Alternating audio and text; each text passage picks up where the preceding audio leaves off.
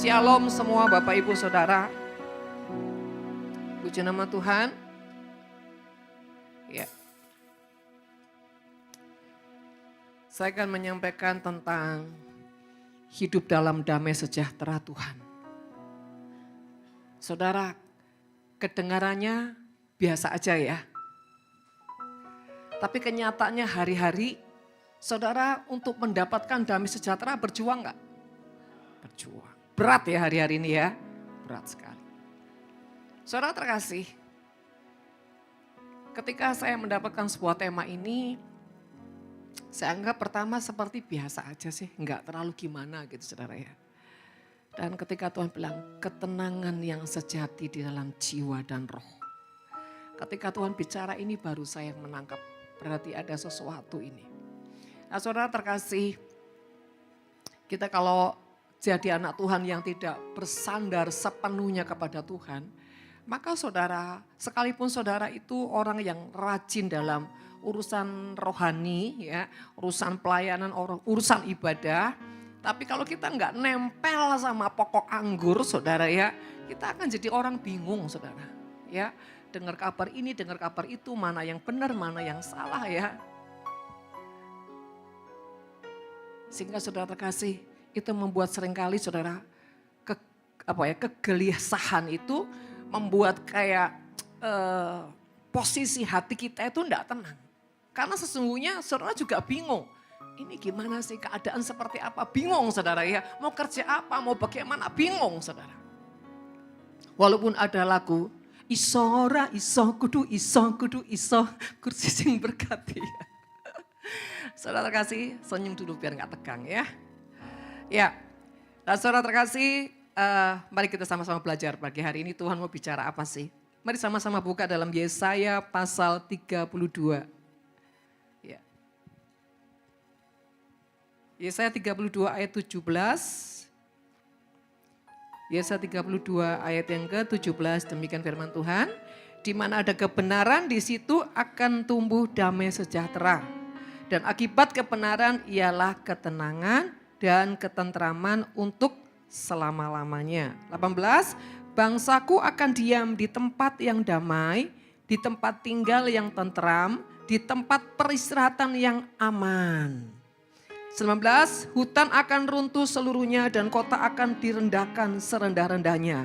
20, berbahagialah kamu yang boleh menabur di segala tempat di mana terdapat air, yang dapat membiarkan sapi dan keledainya pergi kemana-mana. Saudara terkasih, yuk kita mau belajar apa hubungannya kok sampai tentang menabur dan keledai dan sapi gitu saudara. Nah di sini katakan di mana ada kebenaran di situ akan tumbuh damai sejahtera. Kebenaran seperti apa saudara? Nah ini yang saya bilang tadi. Saudara akan banyak di akhir zaman ini kebenaran-kebenaran yang tidak akurat. Ya, kebenaran-kebenaran yang palsu, kebenaran-kebenaran yang terselubung, saudara terkasih. Bahkan kalau kita lihat di YouTube, aduh ributnya, tapi puji Tuhan saya tuh enggak pernah ya mendengar, menyaksikan YouTube yang ribut saudara ya, saya enggak suka. Biarpun kayak judulnya tuh seperti mengganggu ya, mengusik, bahkan membuat roh penasaran, tapi saya enggak pernah. Karena buat saya gini, buat apa kita mau dengerin sampah? Mau urusan hamba Tuhan ribut, mau ini, mau itu, ngapain? Kita itu harus punya satu prinsip saudara ya. Dengar yang pasti saja. Dengar yang akurat saja. Begitu juga kalau kita dengar khotbah hamba Tuhan yang akurat saja. Ya, jangan yang aneh-aneh gitu loh. Yang pasti-pasti aja. Ya saudara. Kecuali kalau saudara itu orang yang berdiri atau hidup dalam destiny pendoa. Yang mau gak mau harus dengar kabar saudara. Dengar berita-berita. Yang miring, setengah anjlok saudara. Artinya yang benar gak benar pokoknya dengerin. Kenapa? Karena kalau saudara tidak dengar info-info seperti itu bagaimana saudara punya dasar-dasar untuk berdoa. Tidak ada saudara ya. Justru saya ini semenjak di pendoa jadi mau gak mau dengar berita, cari berita. Aduh saudara ya. Tapi saudara saya juga mendengarnya juga gak sembarangan. Saya juga tanya Tuhan, saya juga pilih-pilih. Kenapa? Yang tidak, yang hoax-hoax itu enggak usah didengar. Karena apa? cuma bikin ngeselin, bikin kotor saudara ya. Nah, bagi ini dikatakan di mana ada kebenaran di situ akan ada tumbuh damai sejahtera. Saudara, kebenaran yang hakiki, kebenaran yang sejati cuma ada di dalam firman. Dan firman akan Tuhan. Kebenaran sejati akan ada dalam firman dan firman itu adalah kehidupan Tuhan. Artinya kalau kita itu hidup dalam firman Tuhan yang dimana kita ikuti teladan daripada Tuhan, maka saudara akan hidup dalam posisi yang benar. Tapi kalau saudara sekedar jadi orang yang mengerti atau tahu firman, besok Senin kita akan ada pengajaran saudara ya tentang tahu dan sadar ya. Ternyata tentang tahu dan sadar itu dalam banget saudara ya. Awal saya pikir kok tema kok tentang tahu dan sadar gitu saudara ya. Ternyata dalam banget. Gimana kebenarannya nantikan besok. Saudara terkasih. Nah di sini saudara, kalau kita ini jadi orang yang cuma ngerti firman Tuhan, tahu firman Tuhan tapi tidak hidup dalam firman Tuhan, maka engkau tidak bisa menjadi pribadi yang punya connecting dengan Tuhan. Saudara tidak akan pernah bisa terhubung dengan Tuhan. Saudara seperti ranting yang tidak tinggal dalam pokok anggur. Makanya tidak berbuah. Orang yang tidak hidup dalam kebenaran firman, dia tidak akan pernah bisa berbuah, saudara. Dan tidak akan punya yang namanya tumbuh damai sejahtera. Saya sudah berikan PPT-nya sama Teresa, tapi ternyata ya saudara. Nah, saudara terkasih, di mana kita itu selalu hidup dalam firman Tuhan setiap hari, mau digoncang seperti apa. Karena kita tinggal dalam kebenaran tadi, kita hidupi kebenaran tadi, maka kebenaran itu akan membuat kita mengalami sebuah pertumbuhan yang membawa damai sejahtera bahkan di tengah kegoncangan.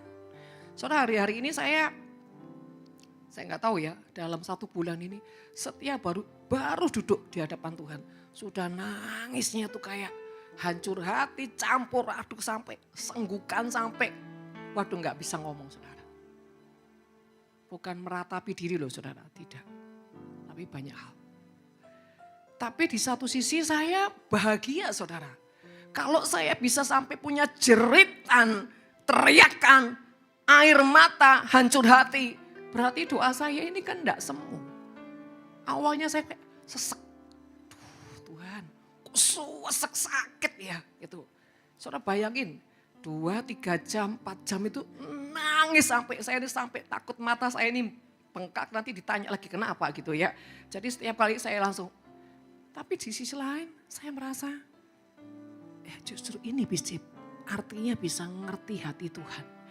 Artinya bisa rasakan hancur hatinya Tuhan itu kayak apa.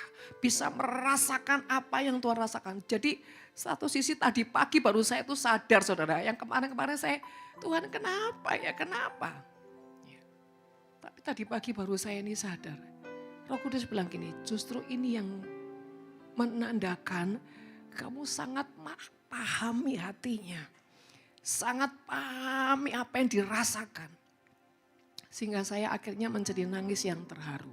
Saya bilang terima kasih Tuhan. Kalau kau berikan saya ini hatimu. Berikan saya ini ceritamu. Berikan saya ini kehidupan gairahmu. Saya bilang saya enggak keberatan Tuhan. Kalau saya harus menangis seperti ini tiap hari. Kalau itu memang kehendak-Mu. Saudara terkasih. Sekali lagi. Betapa pentingnya damai sejahtera Tuhan. Karena sesungguhnya banyak orang yang sudah sangat-sangat sulit untuk mengalami damai sejahtera yang sejati. Banyakan orang tuh damai sejahteranya palsu saudara. Kayak gini loh. Kesel, mangkel, marah, apapun saudara. Tapi tidak pernah itu sampai membereskan dan akhirnya dia tenang, akhirnya dia damai. Karena apa? Bagi dia ya udahlah ini memang harus dilewati, ini memang harus dijalani ya sudah. Tapi tanpa berdiskusi dengan roh Tuhan tanpa mencari tahu ini kenapa dan harus bagaimana, saya seperti apa Tuhan. Dan banyak orang cuma tanya Tuhan ini kenapa dan harus bagaimana, kenapa dan harus bagaimana. Tapi seringkali hanya berhenti sampai di situ. Tidak menindaklanjuti. Ya Pak, iya saudara. Kan sering tuh orang tanya sama Tuhan, Tuhan terus saya harus gimana Tuhan gitu ya. Setelah itu, setelah tahu apa saudara? Dilakukan? Kalaupun dilakukan, hanya sekedar. Tidak sungguh-sungguh melakukannya. Ketika kau dapat firman Tuhan gini. Saya ini beberapa kali ya ada seminar kenabian, ada juga kemarin seminar doa. Saya ini cuma dapat rema dari satu kata. Mendengar satu kata loh saudara. Itu saya bisa galinya mendengar kayak gimana Tuhan. Mendengar mungkin saudara ya. Hari-hari ini pendengaran saya tidak terlalu sensitif atau tidak terlalu ketepatan dengan Tuhan. Satu kata, belum satu kalimat. Bagi saya itu ketak, ketika tak gitu ya. Saya akan olah di hati saya. Kadang saya cuma baca sesuatu. Domba mendengar suara gembala. Itu aja saudara, bagi saya Tuhan bicara. Tuhan bisa bicara lewat apapun. Tapi permasalahannya, kita ini nangkep gak sih? Kita respon gak sih? Kadang hati kita bilang, oh ini bicara ya sudah. Tapi kita enggak sungguh-sungguh. Iya Tuhan ya. Terus maksudnya gimana? Maksudnya gimana Tuhan?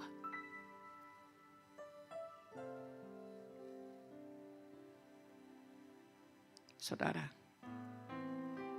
saya ini punya kebiasaan ya. Kalau suami saya bicara, saya akan dengerin baik-baik. Seneng enggak seneng, sesuatu yang mutu enggak mutu, saya dengerin. Karena apa? Telinga saya harus belajar mendengar untuk menghargai. Kalau kita tidak terbiasa punya telinga menghargai orang bicara, kita nggak pernah bisa dengar Tuhan. Kecuali yang nggak penting saudara jangan didengar.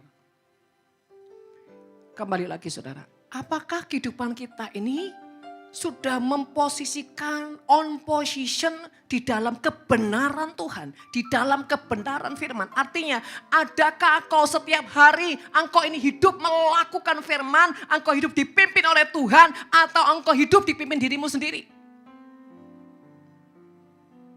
Saya banyak melihat keliaran roh saudara, serius. Dan buat saya itu mengerikan sekali. Saya ini kalau ajak anak-anak ya, pelayanan satu tempat gitu ya. Jebret dia masuk ke suatu situasi, masuk ke sebuah ruangan atau apapun saudara.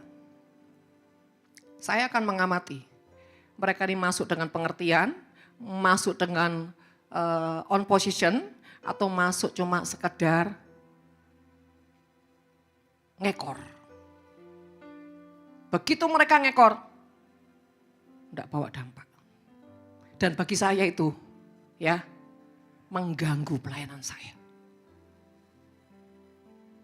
Tapi begitu mereka stay dari awal melangkah, dia tahu mau ngerjain apa, dia tahu mau bagaimana, itu mendukung saya. Kenapa? Kalau enggak nanti saya yang kerja keras. Dan seringkali kenapa saya tuh marah sama anak-anak. Diam. Kenapa? Kau harus tahu kedatanganmu di sini itu apa. Bukan terima undangan gereja terus mau ngapain gitu. Berfungsi dalam ketepatan. Tapi banyak orang itu saudara niatnya dan kenyataannya, realitanya di tempat ambiar. Karena judulnya cuma gini, ikut pelayanan, ikut mami. Ya apa ya? Anak-anak muda, ya kan? Tapi enggak gini, berjaga-jaga nih. Aku harus berfungsi, aku harus ready, on position. Nanti bagianku apa? Makanya saya ini kalau di pelayanan kualak banget saudara.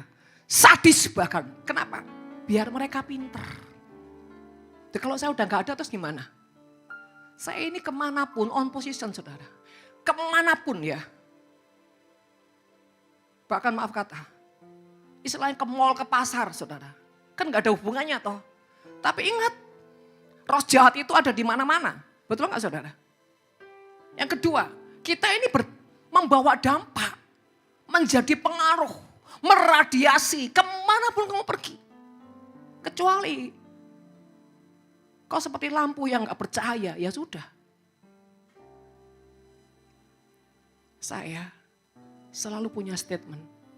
Kemanapun saya pergi, kemanapun saya melangkah. Ada sesuatu yang harus saya tularkan. Ada sesuatu yang harus saya impartasikan. Ada sesuatu yang saya harus pengaruhi. Kenapa? Karena itu mandat Tuhan. Pergilah, jadikan semua bangsa muridku. Ini ekspektasinya gak usah terlalu tinggi-tinggi. Wah, murid jasa jadi rasul, jadi nabi. Nah, apa yang sih jadi murid saudara? Tingkah lakunya, karakternya, kehidupannya, attitude-nya, etikanya.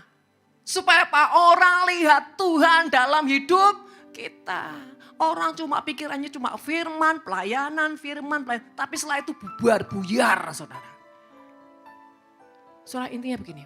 Kalau kita ini ya emas, mau ditaruh comberan, bahkan maaf, ditaruh tempat pembuangan kotoran manusia. Saya tanya, berubah nilai enggak? Ingat itu saudara. Kemanapun kau pergi, jangan berubah nilaimu. Itu terus tanamkan di pikiran. Patok di hatimu. Kemanapun kau pergi, apapun yang kau kerjakan, ingat nilaimu jangan berubah. Jangan berkurang. Karena kemuliaan Tuhan ada dalam hidupmu. Kecuali kau tiap hari kau hidup dalam sampah. Makanya ini yang menentukan tuh tiap harinya kita ini loh. Bukan waktu kita ke gereja. Kita ke gereja ini saudara. Cuma apa sih saudara? Cuma apa? Cuma dicas sementara. Tapi setiap harinya ini aktivitas. Ya saudara. Dan saudara ya. Ketika kita di gereja ini kita saling menguatkan, saling menopang, saling ketika kita di rumah kita sendirian. Disitulah kita privat dengan Tuhan. Dan disitulah sebetulnya asli kehidupan kita. Orang cuma baiknya di gereja. Tapi waktu di luar gereja, luntur semua warna-warna kehidupannya. Tidak jelas identitasnya. Ini loh saudara. Ini yang seringkali kau tidak bisa membawa efek surga, efek ilahi. Bahkan kau tidak punya kehidupan yang berdampak. Singkat cerita itu namanya engkau seperti bola lampu yang putus. Tidak berfungsi. Saudara, dunia ini lagi mencari-cari yang namanya kebenaran sejati. Karena udah terlalu banyak yang palsu. Dunia lagi mencari-cari terang yang benar-benar terang abadi. Bukan terang-terang yang redup. Bukan terang-terang yang musiman. Ayo saudara. On position itu dari hal yang simple. Bagaimana engkau punya kehidupan yang setiap harimu. Engkau ini berdampak enggak? Kau jadi berkat enggak? Engkau ini sumber air kehidupan atau kotoran saluran got yang tersumbat atau sampah-sampah.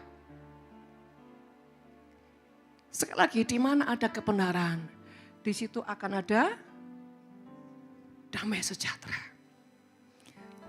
Saudara kalau kita itu enggak punya damai sejahtera saudara ya enggak kuat tuh melewati apapun. Enggak kuat. Percaya. Tapi kalau kau punya damai sejahtera, tekanan boleh sekuat apapun menekan hidupmu. Tapi damai sejahtera Tuhan, itu menjadi kekuatanmu. Dikatakan, di situ akan tumbuh damai sejahtera. Berarti damai sejahtera itu saudara bukan stuck.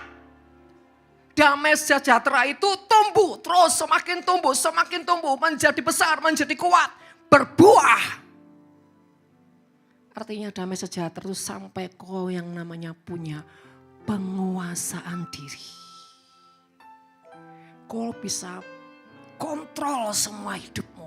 Kau bisa kontrol jiwamu, kau bisa kontrol panca indramu. Bahkan kau bisa kendalikan yang terkecil di jiwamu. Karena apa? Kenapa saudara Tracy? Kau bertumbuh. Damai sejahteramu itu sampai ibaratnya ya, jarum jatuh aja kau dengar. Itu istilah kata. Saudara terkasih, ayo. Hari-hari ini kembali lagi. Ketika kita tidak hidup dalam kebenaran firman ya. Kita nggak akan pernah yang namanya damai sejahtera. Firman kita baca kok tiap hari. Sini banyak orang kok baca firman Tuhan tiap hari. Tapi kalau ditanya balik, tadi Tuhan bicara apa? Langsung bingung.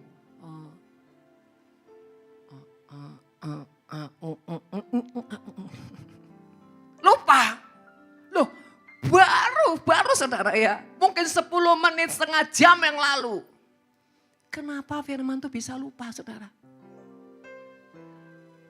Kalau saya misalkan ya, saya ngobrol nih sama Pak Susilo, ngobrol, nggak usah lama-lama, mungkin ya 5 menit. Atau setengah jam lah saudara ya. 2 jam kemudian. Mungkin Bu Jenny tanya, tadi ngobrol apa sama Pak Susilo? Kalau saya pamit,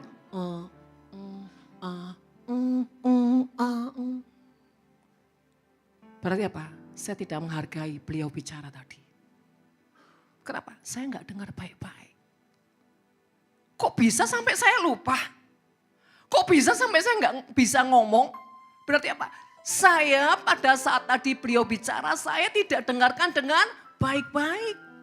Saya tidak meresponi baik-baik, saya tidak menanggapi baik-baik sehingga saya lupa. Bukankah sering seperti itu ketika saudara baca firman Tuhan? Halo? Kan pokoknya baca firman, Bu. Bahkan rema aja nggak dapat. Satu kata rema nggak dapat. Padahal penting loh saudara. Satu kata ketika itu menjadi rema. Ingat benih Tuhan itu tak terbatas. Ketika kau olah di hatimu, di jiwamu, di rohmu dan kau terus Tuhan ini maksudnya gimana dan kau sambil melakukan ini menjadi besar. Saudara terkasih. Dan Tuhan itu sangat-sangat menghargai orang yang setia dari perkara-perkara kecil. Sangat menghargai. Makanya ditambah-tambahkan. Ditambah-tambahkan lagi karena apa? Kok setia dalam perkara-perkara kecil? Saudara terkasih, kerja iblis akhir zaman ini tidak akan menghalangi kau baca firman Tuhan. Tidak akan menghalangi kau persekutuan, ibadah, pelayanan. Tetapi bagaimana iblis berusaha mengalihkan fokus perhatianmu untuk apa? Tidak menghidupi apa yang kau lakukan. Iblis membuat engkau tidak menghidupi apa yang kau lakukan. Demikian saudara, suami istri, keluarga. Kau boleh 1 hari bersama pasanganmu. Boleh makan satu meja dengan anak-anakmu. Tapi masalahnya kau hidupi hubungan tadi? Kau hidupi enggak? Biasa kan Bu? Tidur bareng, makan bareng. Biasa kan Bu? Saudara, ayo belajar menghidupkan. Itu sama seperti kita melatih kepekaan.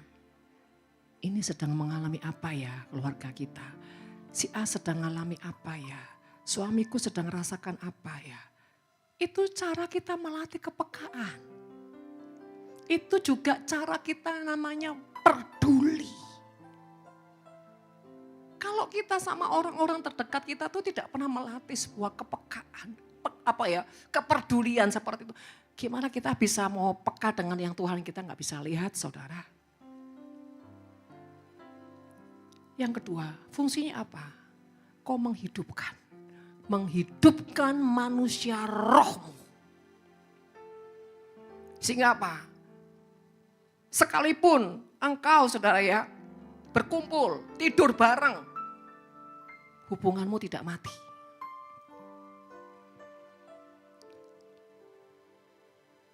Biasakan cium pasangannya.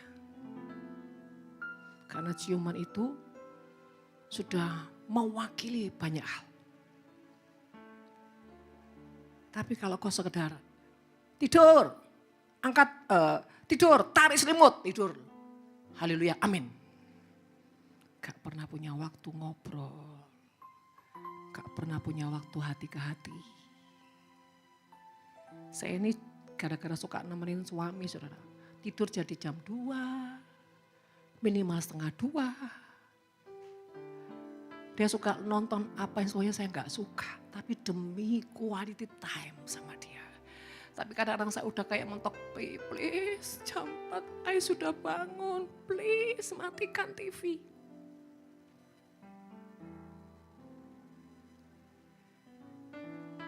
Tapi kalau saya dilihat udah terlalu capek, suami saya juga ngerti. Sederhana, kami itu enggak yang runtang-runtung gimana. Tapi begitu kami bersama, berusaha, saling berusaha. Saudara, ini loh yang penting. Kalau hari-hari ini kita nggak pernah membiasakan menghidupkan itu, kita akan jadi orang munafik nanti. Kau nggak punya kehidupan, karena kau nggak punya sentuhan. Kau nggak punya kepedulian, gimana kau menyentuh yang tidak kau lihat? Nggak bisa. Cintailah kebenaran, maka kebenaran tidak akan membuat engkau terus tertuduh. Kebenaran tidak membuat engkau terhakimi. Kebenaran tidak akan membuat engkau terus, saudara ya, terintimidasi. Orang kalau tertekan, terintimidasi, nggak sejahtera, akhirnya yang keluar tuh buahnya kejahatan semua, saudara. Percayalah, di mana tidak ada damai sejahtera, pasti ada kejahatan. 100% kejahatan. Di mana tidak ada damai sejahtera Tuhan, semua cuma palsu. Di mana kepalsuan berarti apa? Penyusupan manipulasi roh jahat. Saudara, setidaknya saudara, kematian, kesemuan. Apakah enak orang hidup dalam kesemuan, saudara? Hidup enggan mati tak mau. Wah, kalau saya nggak sanggup. Saya nggak bisa ya kehidupan yang tanpa sentuhan, tanpa hubungan, tanpa chemistry, tanpa kebenaran. Saya nggak bisa hidup dalam kepalsuan, kepura-puraan. Saya nggak bisa hidup itu membungkus semua dengan sampah. Ada orang bangga loh, membangun hidupnya dengan sampah itu bangga banget. Buktinya apa? Buahnya kejahatan, saudara. Buahnya pemberontakan. Buahnya tidak ada penguasaan diri. Rohani, pelayanan, bungkus. Tapi isinya. Saudara, intinya begini. Kenapa kau kehilangan damai sejahtera? Karena tidak ada kebenaran yang sejati dalam hatimu. Di mana ada kebenaran sejati, engkau pasti punya damai sejahtera. Di dalam kebenaran juga akan menimbulkan ketenangan. Ketentraman untuk apa? Sesaat, tidak selamanya. Ketentraman, saudara. Artinya, saudara, kenapa kita harus mengalami yang namanya ketenangan, ketentraman? Karena, saudara, goncangan demi goncangan, ya, ini sedang ada melanda seluruh dunia. Dan kita ini sedang ada dalam tampian demi tampian. Iya apa enggak? Ya, kita ini semua ditampil loh, saudara. Mana yang punya bobot, mana yang enggak punya bobot, mana yang cuma sampah, ringan. Ikut Tuhan cuma apa? Cari cuan, duit. Ikut Tuhan cuma apa? Kepuasan daging. Tidak punya kesejatian. Akhirnya apa? Kompromi di mana-mana. Saudara terkasih, mengerikan. Dan itu yang menjadi tangisan saya. Saya bukan sok rohani, enggak. Saya ini masih perlu banyak bertobat, masih perlu banyak belajar. masih perlu banyak hal. Bahkan saya masih perlu dukungan Bapak Ibu Saudara, masih perlu. Tapi ketika setiap hari saya bergaul dengan Tuhan.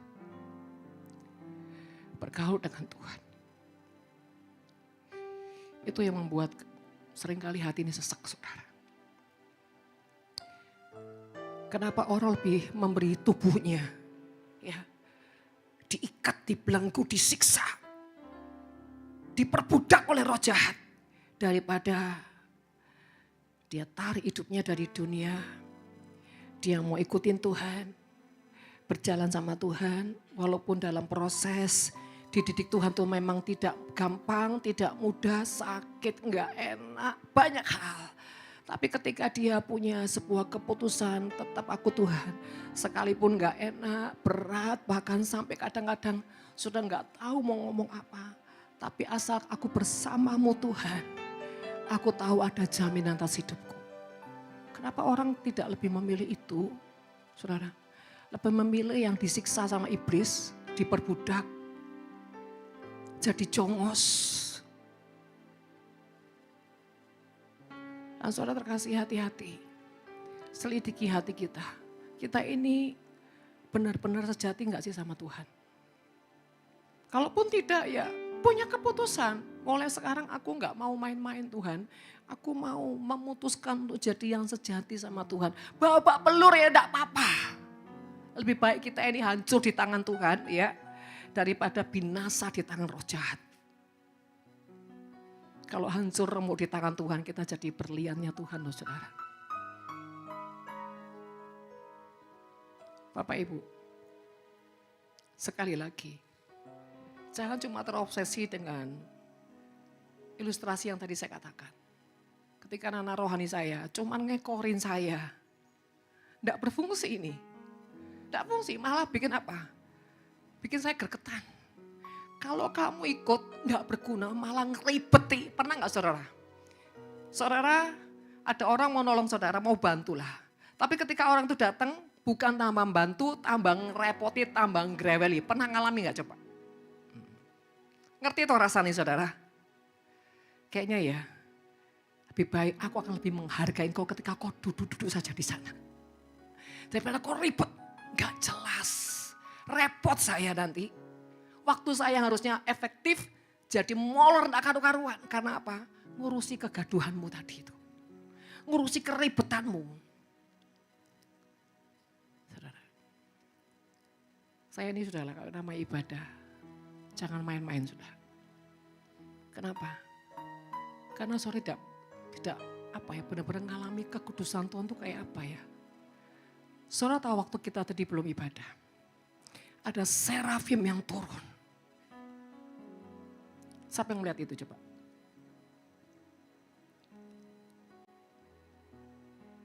Kalau kita ya saudara, bergaul terus dengan Tuhan.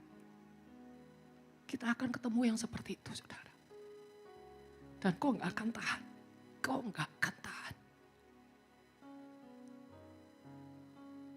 Kalau kita itu tidak ditudungi dengan kemuliaan Tuhan saudara. Kita tidak dipayungi dengan kemuliaan Tuhan. Dunia ini mengerikan gelombangnya saudara. Gelombang kenajisan, pemberontakan, kesakitan, penderitaan, tekanan, apapun saudara ya. Bahkan penyesatan. Penyesatan di mana-mana saudara. Saudara terkasih, kalau kita ini mencintai yang namanya kebenaran sejati, Tuhan akan bawa terus kita naik ke gunungnya. Artinya kita ini akan dibawa kepada yang namanya kebenaran yang transparan. Jadi ketika kita lihat sesuatu yang enggak benar, kita itu ngelihatnya juga secara transparan. Dan itu mengerikan sekali. Saya hari ini bilang gini, Tuhan, kok tambah takut ya? Tambah dibawa Tuhan naik, kok tambah takut. Kenapa? Takut apa? Semakin ketemu orang yang enggak benar, sing macam-macam, sing lapisannya macam-macam. Ngeri saudara. Terus apa? Seperti hati ini kaget dan, loh kok gini? Saya bilang, ini takut jadi kayak menghakimi. Loh kok lihat gini, loh kok lihat gitu. Saudara, sekali lagi bukan saya sok suci, enggak, tidak. Saudara, Makanya saudara, kita harus ngalamin. Ngalamin, kalau nggak ngalamin susah. Saya ngomong apa ini susah saudara nangkepnya. Tapi saudara, kalau saudara itu dibungkus yang namanya kemuliaan Tuhan sejati, saudara akan lihat orang berdosa itu justru kasihan. Kamu ini kok ngeri sekali hidupnya ya.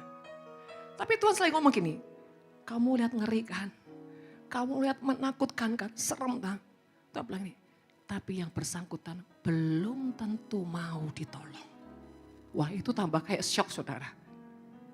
Kita ngelihat dia tuh terbelenggu di rantai kayak gitu kuat. Dari kaki sampai ke atas. Bahkan gak bisa napas.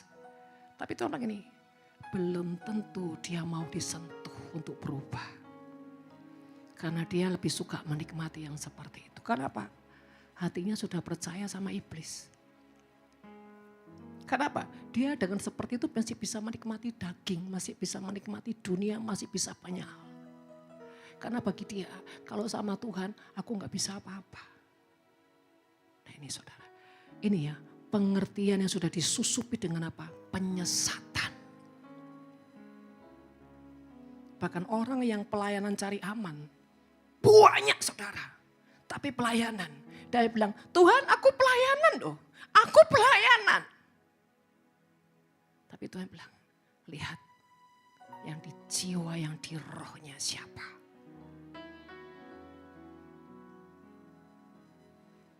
Makanya saudara, orang semakin diurapi Tuhan, tidak ada alasan untuk kebanggaan. Semakin takut, semakin merendahkan diri, semakin merasa tidak bisa apa-apa tanpa Tuhan. Kebergantungannya dengan Tuhan itu semakin dan semakin. Yang kedua, tidak berani menghakimi siapapun. Karena dia takut begitu dia menghakimi, itu virus tidak akan lama saudara. Ketika kekudusan menyentuh yang tidak kudus saudara. Kalau bukan karena kehendak Tuhan, malah kebalikan nanti. Dalam pelayanan juga gitu. Engkau dilingkupi dengan kekudusan Tuhan. Tapi ketika kau melakukan sebuah pelayanan kau yang bukan karena Tuhan. Engkau bukan namanya menyentuh yang tidak kudus. Tapi kau ditarik dari yang tidak kudus. Kenapa? Ketika yang kau lakukan itu bukan kehendakku, Tuhan tidak menjamin kita. Hati-hati di dalam menentukan setiap pelayanan. Benar-benar tanya Tuhan. Kalau tidak tanya Tuhan, Tuhan tidak menyertai kita. Dia juga tidak jamin kita saudara. Walaupun judulnya pelayanan. Makanya saudara, banyak hamba-hamba Tuhan yang di akhir zaman ini bukan dipakai Tuhan lagi. Dipakai siapa? Dipakai setan. Karena dia tidak punya penundukan diri dengan Tuhan. Dia tidak bergantung dengan Tuhan. Dia tidak dengar akan Tuhan. Dan tidak menghidupi firman Tuhan. Jadi alasan apa Tuhan itu apa? Menyertainya enggak. Dia enggak nyanyi saya kata Tuhan. Dia enggak bergantung sama saya. Terus saya mau ngapain? Berarti apa? Dia bisa sendiri kok. Dia tahu, dia ngerti, dia paham. Nah ini saudara, roh-roh seperti ini membuat apa? Kau punya celah yang dikuasai oleh iblis. Makanya ada firman Tuhan, bukan orang yang berseru Tuhan, Tuhan masuk dalam kerajaan Allah. Melainkan orang yang melakukan kehendak Tuhan. Melakukan kehendak Tuhan. Di akhir zaman ini, minim sekali orang melakukan kehendak Tuhan. Kenapa? Kehendak Tuhan itu tidak enak. Tidak sesuai dengan logika kita. Bahkan tidak ada rasa nyaman di daging kita. Kehendak Tuhan itu perjuangan. Ya, peperangan. Kehendak Tuhan apa saudara ya? Dicabik-cabik, dimurnikan. Ditarik dari zona nyaman. Saudara terkasih, hari-hari ini. Sekali lagi pastikan. Dikatakan bangsaku akan diam di tempat yang damai. Di tempat tinggal yang tentram. Di tempat peristirahatan yang aman. Saya tanya. Rumahmu, rumah tanggamu. Engkau sudah rasa aman belum? Aman tuh gini. Oh tenang kok bu, tidak ada apa-apa. Bukan. Ketika kau tinggal di rumah. Hatimu damai. Tenang. Tentram, Walaupun saudara mungkin uangnya nipis, bahkan minus, tapi engkau tetap bisa. Ku sembah kau Tuhan, ku sembah kau Tuhan, ku puji, ku muliakan namamu. Ku sembah kau Tuhan, ku sembah kau Tuhan, ku puji, ku muliakan namamu. Penyembahanmu bukan menjadi penyembahan yang dalam tekanan. Penyembahanmu bukan penyembahan yang dalam kebekuan. Bahkan penyembahanmu bukan penyembahan yang penuh dengan kemarahan. Tapi penyembahanmu bagai sungai-sungai yang mengalir di dalam tekanan. Saudara, Tuhan lagi mencari orang-orang yang hatinya bisa dipercaya hari-hari ini. Dari perkara kecil. Saudara tidak perlu ekspektasinya terlalu tinggi. Simple, sederhana. Tuhan bilang, apakah kau punya kesetiaan di hatimu yang kau hidupkan dan kau bergantung berjalan bersama Tuhan setiap hari? Apa yang kau lebih cintai, membangun kepalsuan atau membangun yang sejati? Sekalipun itu sakit, sekalipun sepertinya ada tekanan, penindasan. Saya mau ngomong ya Bapak Ibu, saya tuh setiap hari tidur paling banyak 4 jam. Setiap hari. Kalau secara medis mungkin itu sudah rontok semua saudara ya, onderdilnya. Tapi kalau itu Tuhan. Bapak Ibu, sekali lagi, pastikan, bahkan saya ini sering kali ngomong di tempat ini, yuk cintai yang sejati, bertumbuh, nikmati. Maka hadirat Tuhan itu enggak perlu kau stres, dia akan menyertaimu. Hadirat itu akan menyertaimu sekalipun mungkin rasanya kok kosong ya Tuhan. Kok rasanya enggak ada sesuatu. Tuhan bilang ini, imanmu nah, imanmu. Imanmu percaya bahwa aku ada menyertai perjalananmu. Saudara, orang dewasa itu kadang enggak perlu bukti. Supaya waduh bulu kuduk berdiri, enggak perlu seperti itu saudara. Orang dewasa butuh apa? Hatinya percaya bahwa Tuhan ada bersama aku. Selagi apa? Kau berjalan dalam takut akan Tuhan. Kau tidak menjual Tuhan. Tidak gembar-gembor menjual Tuhanmu. Tidak kompromi dan membanggakan kompromimu. Hati-hati saudara ya. Iblis seringkali mencuri pusat hati dan pikiran kita untuk apa? Menjadi seperti Bileam. Mengkompromikan, menjual, bahkan saudara mendesak apapun saudara. Demi keperluan apa saudara? Keperluan jiwamu. Saudara terkasih, di tempat ini kita jarang sekali ya memuji Tuhan tentang semua tentang di jiwa itu jarang sekali. Lebih banyak sekarang ini tentang pengagungan demi pengagungan. Kenapa saudara? Bahkan saya sendiri secara pribadi sulit kalau mau nyanyi tentang yang di jiwa. Bukan di jiwa nggak penting saudara. Penting. Tapi gini loh. Ya nanti next lah saudara ya. Kita akan membedah sebuah gelombang pujian itu efeknya itu gimana. Ketika kita membawa dari kehidupan jiwa kita. Dan kita mau terus menerobos sampai ke roh saudara. Dan terus ujungnya menjadi kehidupan yang di roh. Tidak kembali lagi ke jiwa.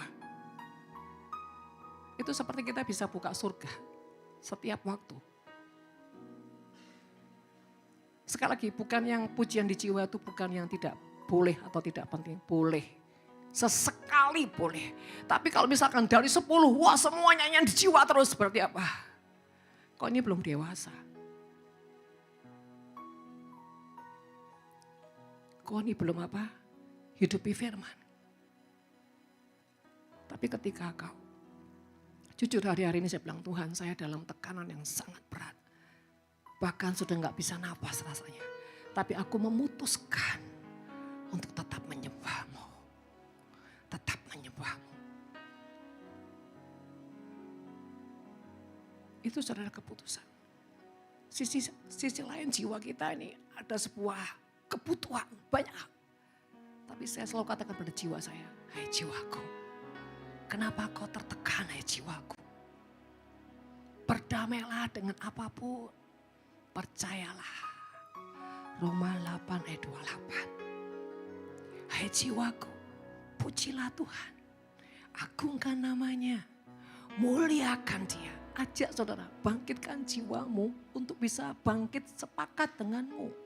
Bukan kita abaikan jiwa kita. Jiwa kita harus kita terima keadaannya seperti apa. Kita pedulikan, setelah itu kita apa saudara? Menasihati jiwa kita. Kita meluruskan jiwa kita. Setelah kita luruskan, kita kasih apa saudara? Support, kita kasih hal-hal yang masukan-masukan yang ilahi. Dan ketika dia sudah, nanti kita rasa saudara, ketika jiwa kita ini sudah, oke, sepakat gitu saudara ya. Oke, yuk sepakat, oke. Setelah itu apa saudara? Saya rilis, oke jiwaku, kita sepakat.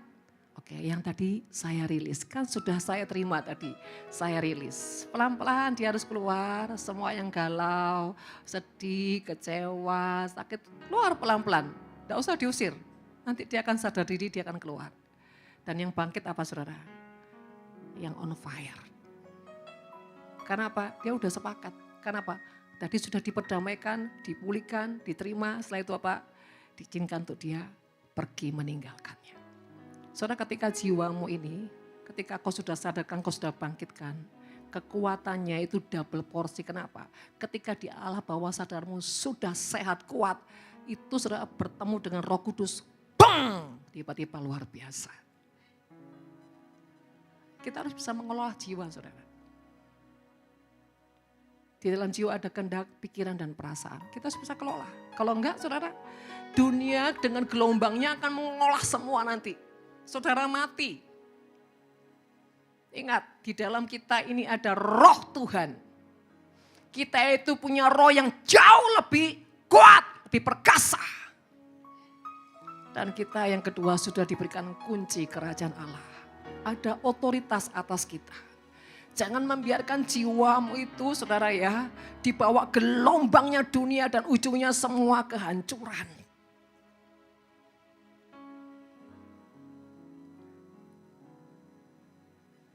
Next kita perlu membedah yang namanya jiwa ya. Boroknya jiwa tuh kayak apa, mengerikannya. Tapi kalau dia bersih, ditanam-tanam yang ilahi, wah dia seperti kebun-kebun anggurnya Tuhan. Seperti taman-tamannya Tuhan. Seperti sungai-sungainya Tuhan. Itu jiwa saudara. Tergantung kau mengisinya dengan apa.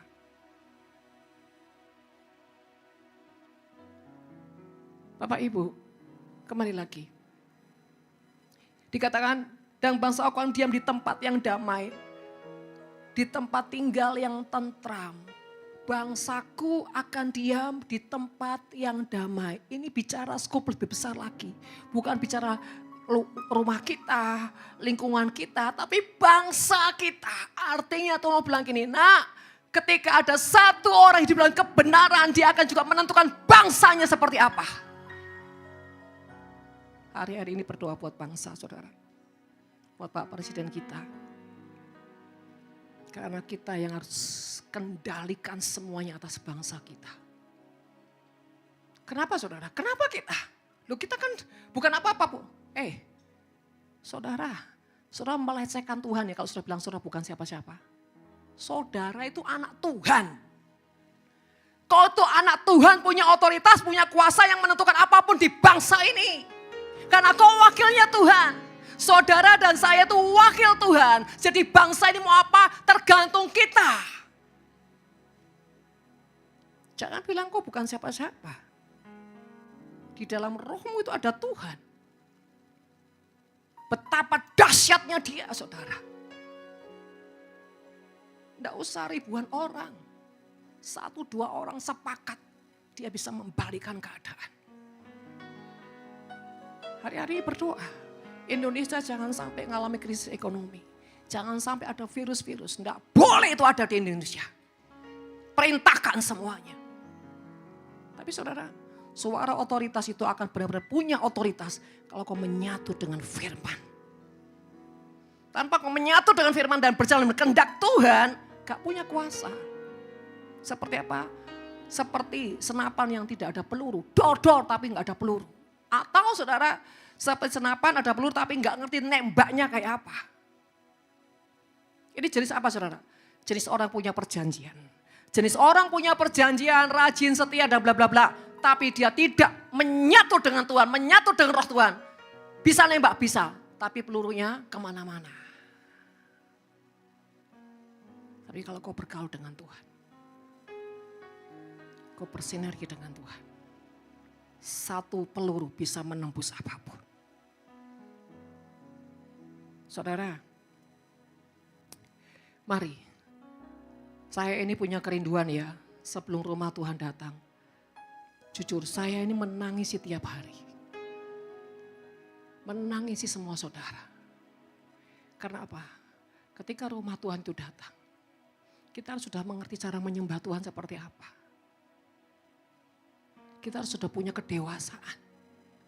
Kita harus sudah punya pengertian. Karena rumah itu bukan rumah sembarangan. Ada kekudusan, ada kemuliaan Tuhan, bahkan bangsa-bangsa akan datang ke tempat itu. Hari ini mungkin saudara akan menertawakan saya. Tapi bagi saya enggak masalah.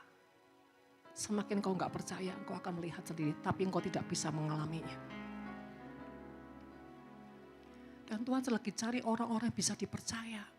Orang-orang yang punya hati hamba. Orang-orang yang mau dididik, mau dengar-dengaran. Dan orang-orang yang mau punya peduli hati untuk apa? Negerinya, kotanya. Bukan orang berjalan dengan keliaran.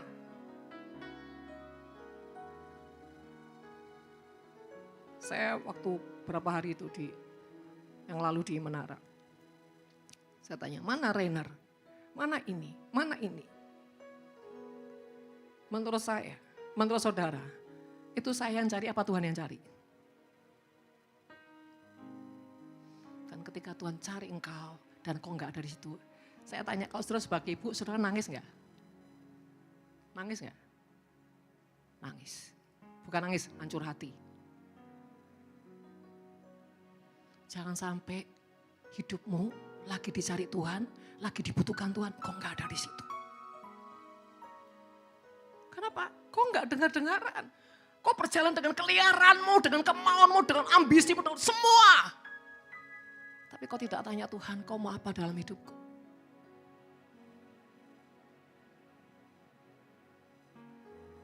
Kalau sudah Tuhan tanya, si amanah, maknyes. Saya ini bersyukur saya bukan saya yang dulu. Kalau saya yang dulu bisa tanya sama Jamie ini. Jamie ini orang yang paling sering saya hancurkan. Dalam tanda kutip ya. Mau marah, mau apa pokoknya. Tapi puji Tuhan. Kalau saya udah marah sama dia cuma duduk. Enggak apa ya, misalnya enggak kenapa. Dia duduk aja di bawah mimbar. Kenapa? Perhatikan saudara ya. Perhatikan semua di sini. Setiap engkau, ketika Tuhan tetapkan kau punya sebuah panggilan besar, destiny besar, atau sesuatu yang ditentukan Tuhan besar, engkau pasti diremukkan. Istilahnya Bupang gini saudara. Jangan minta balon itu dilempar ke atas. Dia akan jatuh, enggak naik lagi. Coba kalau bola dilempar ke bawah, dia akan naik. Kenapa saya jadi orang yang selalu merelakan segala sesuatu? Saya tahu saya harus dibanting ke bawah. Supaya apa menjadi ketetapan rancangan Tuhan bisa membuat saya naik ke atas. Dan saya menghidupinya dan menyelesaikan dengan anugerah Tuhan. Jadi bagian saya rela. Relakan hatimu dalam didikan Tuhan.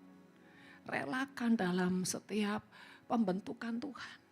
Jangan lari dari didikan, jangan lari dari setiap pembentukan, jangan lari dari pemimpin, jangan lari dari orang-orang yang bisa mendidikmu, membimbingmu, bahkan nempel bila perlu. Nempel aja kalau belum waktunya saudara. Saya tanya, Tuhan ngerjain enggak? Belum kan? Enggak kan? Nempel aja loh, masih tunggu waktu saudara. Contohnya siapa? Yosua, nempel. Berapa puluh tahun Yosua nempel. Enggak seketika dia nempel sama Musa terus langsung jadi, enggak. Puluhan tahun dikerjakan. Artinya gini, diuji dulu. Banyak orang gini, Bu saya siap dididik Bu, siap-siap jadi anaknya Ibu. Saya nempel ya Bu. Baru prakata udah apa? Lari ke birit-birit saudara. Banyak orang itu tidak bisa konsisten dengan apa? Hatinya. Karena saudara pasti akan sakit. Sakit saudara. Tapi yang membuat sakit itu apa sih? Dagingnya. Tapi sementara rohnya menjadi luar biasa. Saudara. Ini contoh aja ya. Ini aja ini. Semua di sini yang di sini. Yang doa pagi aja loh saudara, saya bisa tahu loh berapa orang. Tidak semua ini doa pagi. Kenapa saya bisa punya seperti itu? Karena tiap hari nempel sama Tuhan. Nempel. Di mana ada roh Tuhan, saya di situ. Kalau roh Tuhan ada di situ, dia akan apa? Bermanifestasi dengan sendirinya. Sesuai apa? Kehendaknya dia. Untuk apa? Untuk kemuliaan dia. Bahkan saudara, suami istri yang tidak harmonis dengan pasangannya, yang beku, yang dingin, saya tahu. Kayak tidur sama tembok, saya tahu siapa itu. Saudara terkasih, intinya gini, kalau kita itu menjadi orang yang terus mengalami peremukan daging, maka yang di roh itu akan terus update saudara. Sehingga saudara tidak mudah tertipu oleh apapun juga. Orang mau ngomong apa saudara cuma tinggal lihat, ini mau kemana arah pembicaraan ini. Benar-benar ada kemerdekaan. Bahkan ya, saya ini kalau diomongin orang, saya tuh aneh. Siapapun ngomongin saya bisa tiba-tiba telepon ke tempat itu, entah sama siapa, entah sama siapa. Dan selalu saya dapat bocoran. Ibu lagi diomongin si A loh Bu. Oh pantesan gitu. Saya percaya gak percaya? Itu kenapa sih? Satu saudara. Kalau saya punya hubungan sama orang-orang ini. Dan dia sedang error dan bla bla. Saya harus menghentikan kesurupannya tadi. Kenapa? Biar setannya gak tambah lebih termanifestasi. Supaya berhenti. Stop. Ada orangnya. Bukan saya nggak mau dirasain saudara. Saya ini ya kok ngerasain saya ditepok tai saya enggak apa-apa kok saudara. Serius. Buat saya daging harus mati untuk Tuhan. Kalau cuma gitu aja bagi saya enggak ngaruh. Justru saya kasihan kamu mengusik orang yang diurapi. Kamu kasihan nanti, kamu kasihan. Saya nangis kalau ada orang-orang ngomong seperti, bukan saya, siapapun. Orang ngomong hamba Tuhan, saya ini nangis karena, waduh habis ini kamu kasihan ini. Jangan mengusik hamba Tuhan. Saudara ngeri, ya, jangan cari masalah. Kamu suka nggak suka, diam. Lebih bagusnya apa? Lebih mulia. Kalau kamu doain dia, jatuh pun kamu doain dia, bejat doain dia. Saya ini doain hamba Tuhan yang jatuh saudara. Bukan cuma ngomong, nangis, jerit. Serius. Saya ngebayangin kalau saya di posisi dia. Gak sanggup. Saya lihat anak-anak jatuh aja, saya lihat anak-anak saya jauh dari Tuhan aja buat saya penyiksaan.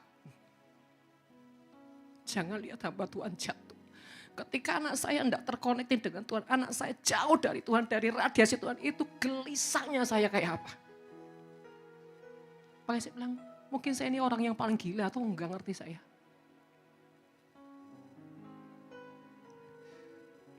Bapak Ibu terkasih. Saya katakan tadi, satu sisi saya terima kasih, saya dibawa bisa ngerti hatinya Tuhan. Di satu sisi kadang-kadang saya bilang, saya ini ngapain ya Tuhan?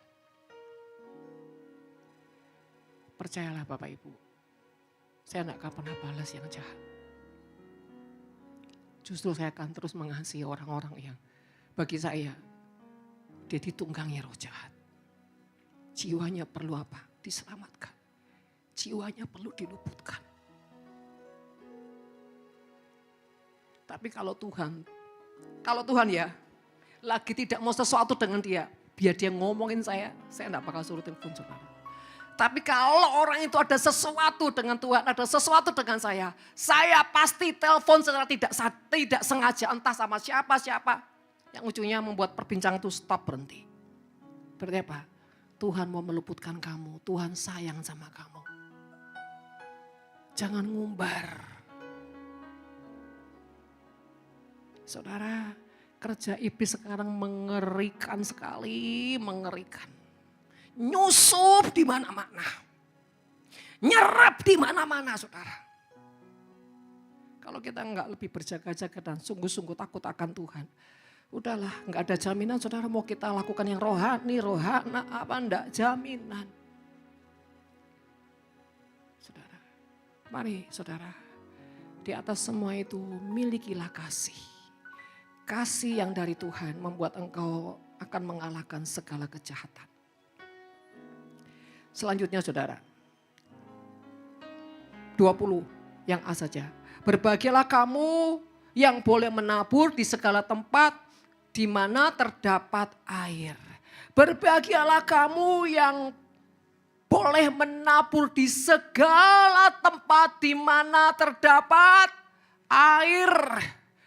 Air bicara apa saudara? Hadirat Tuhan. Air juga bicara kebenaran. Artinya apa?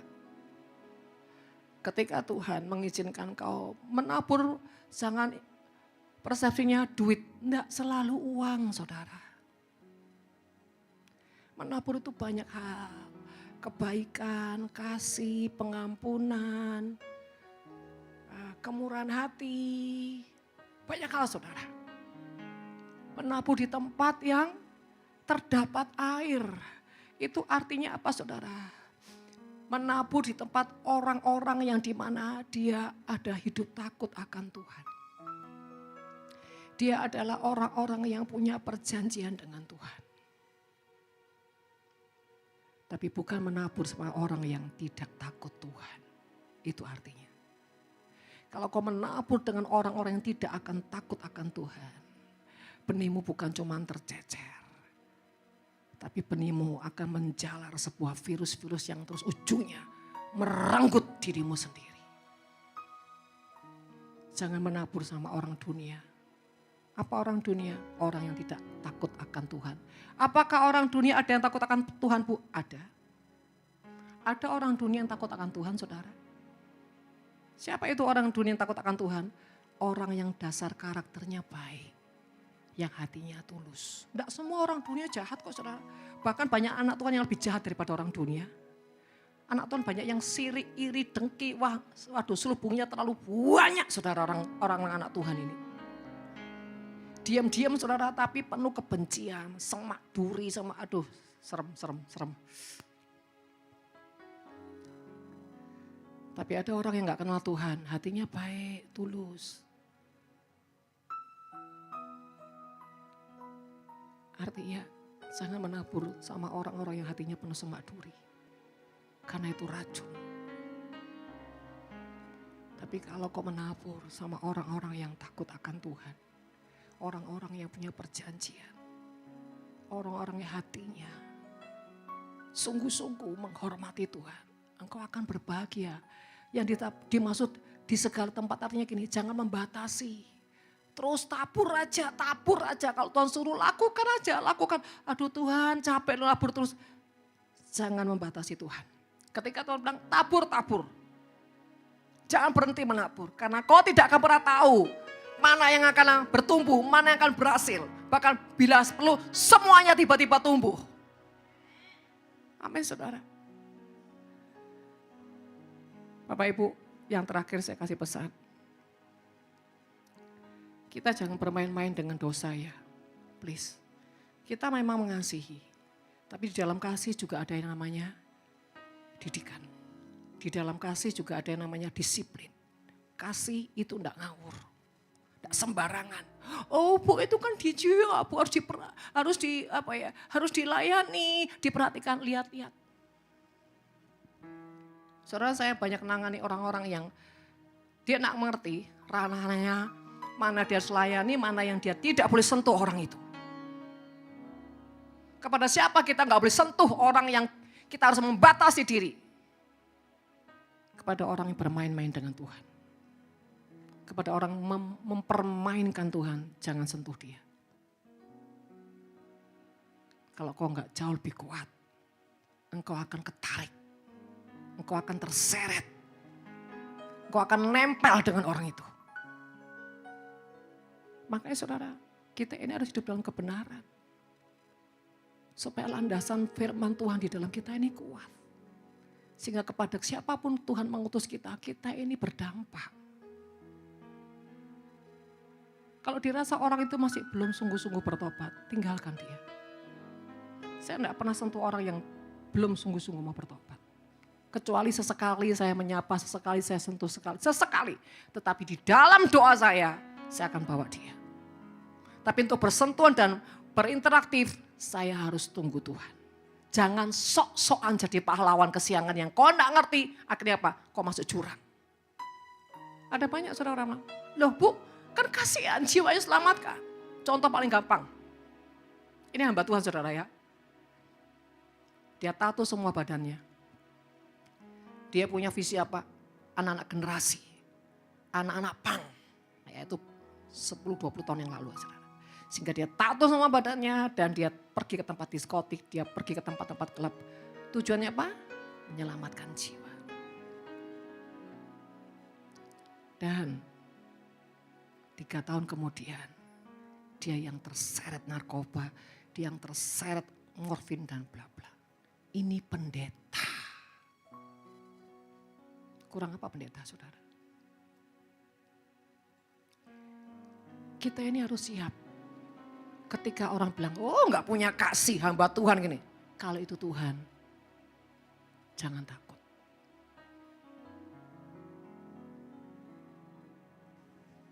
Tapi kalau itu manipulasimu ya bertobat. Jangan mempermainkan firman juga saudara. Katanya kan enggak boleh, tapi dasar hatimu juga jahat. Nah ini manipulasi. Engkau bukan jahat, engkau ini baik jahat. Kenapa? Kau memanipulasi firman, kau memanipulasi Tuhan. Memang dasarnya kau memang jahat, kau enggak mau, kau males. Kau pakai alasan, kata Bu Winda kan enggak boleh sentuh orang belum mau bertobat. Lah, ini manipulasi loh namanya. Hati-hati loh saudara. Makanya ya ngomong yang di roh ini sulit saudara kalau enggak sama orang dewasa. Ya enggak? Karena gini loh ditunggangin. Nanti ditunggangin orang-orang punya kepentingan, punya. Ini ditunggangin saudara. Katanya kan enggak boleh. Contoh paling gampang. Saya bilang gini. Kita tidak boleh ya berutang ya. Satu kali saya saksi. Kami pergi KKR. Waktu persembahan, saya lupa bawa uang kolektor. Saya pinjam Bu Jenny. Besoknya saudara, dia pakai kunci ini untuk utang kepada yang lain. Bu Winda juga pinjam. Loh, kok ya bagus pas saya khotbah gitu kok ya pas dia tuh datang gitu loh. Nyuplik pisan saudara. Ini contoh orang manipulasi. Coba sekarang selubungi hati, periksa hati. Ada enggak selubung-selubung roh di jiwamu itu? Banyak enggak? Makanya harus bersihkan. Makanya saya kembali lagi. Cintai kebenaran yang sejati. Maka engkau akan bisa mengenali semua yang palsu. Bahkan kau enggak menyukai. Saya kenapa tadi katakan yang terakhir ini? Karena kan ada banyak saudara. Iblis ini saudara ya. Strateginya ini saudara ya. Bukan cari orang yang enggak punya gairah sama Tuhan. Enggak cari orang yang santai-santai, enggak. Iblis cari orang yang on fire, excited dengan Tuhan. Dicari saudara, caranya bagaimana? Lewat jiwa-jiwa yang kerasukan setan, dalam tanda kutip. Lewat orang-orang yang mencintai dunia, punya roh Biliam. Dan ujungnya apa? Menarik dia supaya apa? Dilayani, dikasihi. Itu jebakan. Nanti dia akan permainkan hamba Tuhan ini. Sampai apa? Jatuh. Kasihan dia ibu, butuh perhatian. Ini begini, ini begini. Saya tanya, yang salah itu apanya? Saya tanya, yang salah apanya saudara? Halo? Yang salah tuh sok tahu enggak tanya Tuhan.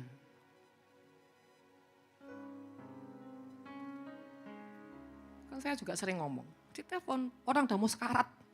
Tinggal satu saudara umurnya, 1 titik saudara. Di telepon, Bu ini sudah sekarat ini. Sudah 3 minggu koma Bu, tolong. Ya nanti saya doakan, didampert habis saudara. Enggak apa-apa, paling-paling cuma dimaki, disalah artikan, dihakimi. Enggak masalah. Tapi ketika Tuhan bilang sekarang kamu berangkat. Ingat ya, kita ini hamba. Jangan sok-sokan. Sok hebat, sok sakti, sok ngerti, sok apa. Jangan. Lakukan seperti yang Tuhan mau. Kedua, ingat jangan juga manipulasi. Kan pokoknya harus dari Tuhan. Tunggu Tuhan padahal metel. Padahal males. Padahal pelit. Padahal gak mau. Ini penyesatan, sumber penyesatan. Tidak ada pengampunan orang begini ini. Karena memanfaatkan, memanipulasi itu jahat. Jangan pakai alasan ya saudara. Alasan saudara karena saudara malas, karena saudara ini kan kita harus duduk diam katanya Ibu Winda. Enggak boleh terlalu sibuk. Ada waktu untuk Tuhan. Saking ada waktu sampai ketiduran 24 jam. Enggak ngapa-ngapain. Nah saudara hati-hati juga dengan manipulasi. Hei Bapak Ibu kenali. Roh manipulasi adalah jiwa setiap pribadi. Bilang minggat kamu semua gitu loh. Iya ini banyak manipulasinya ini aduh. Ya, apa mau direndam bunga 7 rupa Bu? Nggak usah. Butuh penginsafan saudara ya. Kita mau sama-sama belajar. Saya tidak sedang menghakimi siapapun, saya juga masih belajar. Tapi saya di atas semuanya saya mau bilang ini, hati-hati ya roh penyesatan akhir zaman ini. Semua beda-beda tipis, banyak manipulasinya, banyak macamnya. Kalau kita tidak sungguh-sungguh mencintai kebenaran Tuhan, kita akan terbawa arus dan masuk dalam gelombang ujungnya apa? Kita marah kecewa sama Tuhan dan ini yang mengerikan. Ya, jadi Bapak Ibu, juga latihlah kebiasaan-kebiasaan yang membangun sebuah chemistry dalam keluarga. Anak sama orang tua sama anak. Belajar kalau anaknya nggak ada tuh dikangeni, dicari. Kamu di mana toh? Apa toh Mama Christine cerewet ae. Aku lo baru keluar 2 jam. Wis dicari. Ya toh le? Inggih. Oh. Itu bukan Mama cerewet, Mama kangen super duper. Tapi ojo cerewet ngono Bu Christine. Dibela langsung ini, ngomong itu. Memang kok Ibu gendut iki. Mamamu itu ya, sutradara kehidupan. Di dalam keluarga maksudnya. Begitu lihat papamu, kemana ini papa? Kemana ini adik? Oh, calon mantu kemana ini? Saudara, tapi kalau enggak ada Bu Christine, sepi. Suami juga enggak tahan. Bu, istriku tak awet-awet tuh Bu tak awet-awet. Loh Pak Guanto lagi gitu loh Bu, ini langsung sosial. Kayak Bu Christine gitu loh Pak Guanto. Ya toh, nyender. Pak Guanto susah banget nyender. Nyender Pak. Lah. Nak disuruh baru nyender. Dempel gitu loh, ya. Pak tukirin dalam hati. Aku ya Bu, aku Bu. Saudara, ayo bagaimana gampang nyentuh Tuhan. Bangun chemistry dalam keluarga, suami istri, orang tua anak. Saudara saya terus belajar. Saya terus belajar. Bahkan saya ini kalau salah sama anak, saya belajar. Sorry ya, tadi mami salah ngomong apa-apa. Berani jujur, saudara. Nggak usah jaim, namanya orang tua kan juga masih manusia biasa. Kadang-kadang kilaf, kadang-kadang emosi, kadang apa, kadang tekanan jadi brak gitu saudara ya. Yang penting berani bicara jujur sama anak. Sorry ya, I love you gitu saudara. Apa? Mangan banyu. Ya, saudara. Shirley itu enggak pernah bilang sama Auret, I love you. Makanya kamu enggak nabur, enggak nuai. Ya toh, ya perlu bertobat toh nak. Selama ini Allah dimarahi terus ya, sampean ya. Sini mami berdamai sini nak. Aduh tak kelina. Kos kakimu ya lucu loh. Bu ya orang tua itu loh ngomong bi anaknya I love you. Saya susah ya, saya ampun. Tunggu dikasih $10, $100 baru bisa bilang I love you. Biasakan nanti kalau sama Tuhan tuh gampang. I love you, I love you, I love you. Gak pakai tekanan batin. I love you, I love you, I love you. I love you, I love you, I love you. And my heart before holy after you. Orang kalau rajin menabur kasih sayang, cinta, ngomong tuh enak gitu saudara. Gak pakai I love you, I love you. Coba jarang-jarang ngomong I love you. Nyanyi setekanan batin. Makanya harus membiasakan saudara. Urat-urat saraf-saraf ini harus ngomongnya supaya gak tekanan batin. Gak dilatih tiap hari. Kedua, biar gak nanti iblis bilang gini. Munafik, palsu. Jangan seperti iblis seperti itu. Terus saudara lagi nyembah, terintimidasi. Perang maneh saudara. Bu ya kalau bisa enggak usah perang seperti itu, enggak usah perang. Kayak Bu Christine. Alah mas. Minta dipeluk ayo saudara. Minta dicium, mereka nyium saudara. Itu enggak usah tunggu ya toh. Seperti itu. Suami istri. Nah Bu Eli. Oh my God. Itu keajaiban dunia, Bu, keajaiban dunia. Sini, dua sejoli coba. Sini. Berdua sini. Lu anaknya langsung lari. Sini Pak. Tak jemput tapi ya Pak. Pak, tak deklarasikan Pak, biar jadi Pak. Itu loh, Pak Guanto loh sudah puluhan tahun coba. Itu aja Kak Mekar sampai beneran Pak. Sini Bu, sini. Nggak viral, tenang aja nggak viral. Sini.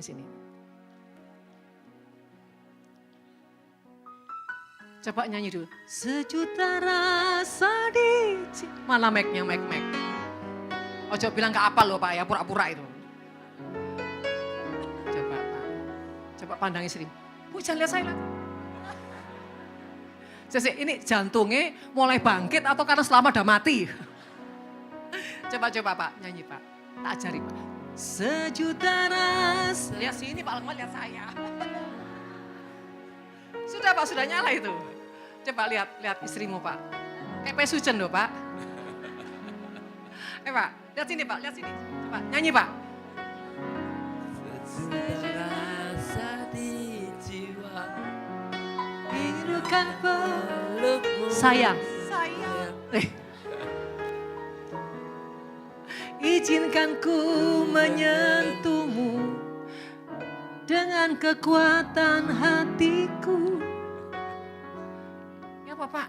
Iya. Kok iya? Orangnya nyanyi. Ya wes, alasan, tidak bisa nyanyi alasan. Memang, ya wes, bicara saja, sayangku. Keluarkan hatimu Pak, pokoknya keluar ya apa wis mbuh, ngerti? Coba mulai disentuh, dipeluk sampai menyatu. Ini adegan sinetron palsu. Saya rasa udah bujui toh Pak. Ininya belum keluar. Harus ininya keluar dulu Pak. Lendak keluar ya 2 jam gini terus. Dari hati Pak keluarkan. Waktu pacaran lo inget Pak, mosok lupa. Bu, lihat ini toh. Nggak ada uang jatuh di bawah. Ayo. Saya nggak butuh ngenemu Pak, orang butuh ngenemu. Pengakuan yang keluar dari hatimu harus keluar. Pakai mic ini gunanya apa lagi? Pentolan ini. Sampai terharu loh, belum terharu nangis loh. Stop, menyangkal kayak Petrus toh. Coba ayo Pak, ayo praktek ayo. Dari hati jangan lihat saya. Lihat istrimu Pak, lihat istrimu coba. Bicara, loh omong apa? Omong apa Pak? Innalillahi. Pak, bilang apa kayak I love you kayak apa kayak gitu loh Pak. Dari hati ya. Enggak bisa dari hati saya tahu loh Pak. Saya tahu dan. I love you sayang.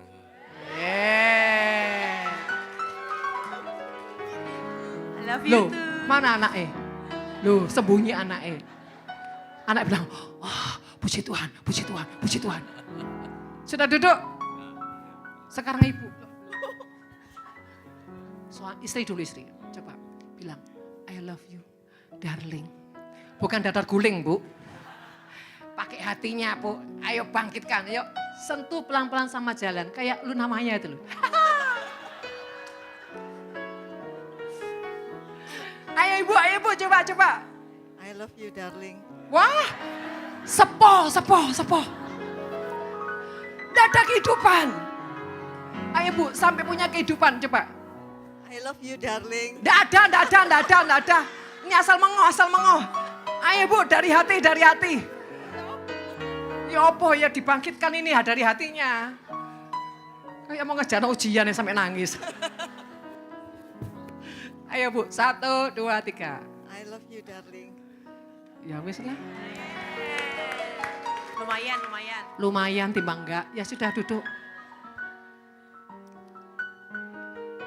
Menurut saudara ini tuh apa sih enggak ada gunanya? Ini kan melakukan di hadapan Tuhan. Dan ini sangat penting. Saudara ingat, surga itu akan datang dalam rumah tangga dimulai dari suami istri. Enggak mungkin dimulai dari anak, dari suami istri dulu. Kalau suami istri meruntuhkan semua keangkuhannya, kekerasan hatinya, keegoannya, dan meletakkan itu di mezbah Tuhan untuk mau mendahului dalam melakukan kasih, itu sudah surga. Saudara, simpel. Ya Bu ya, loh sudah beda wajah, kayak remaja sekarang boleh.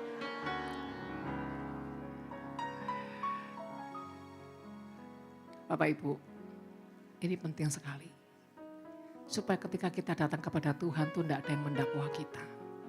Kamu cuma palsu, kamu cuma munafik, kamu tidak benar-benar punya kasih. Buktinya kamu tidak bisa sentuh pasanganmu, buktinya kamu tidak bisa rendah hati. Kalau sudah didakwa terus sama iblis, saya tanya, sudah punya kekuatan nggak untuk datang ke Tuhan? Tidak punya. Jadi saudara kasih, mari. Jangan menunggu dalam kasih, tapi berlari mendahului dalam kasih. Amin. Maka engkau akan menjadi orang-orang yang sangat diberkenan Tuhan.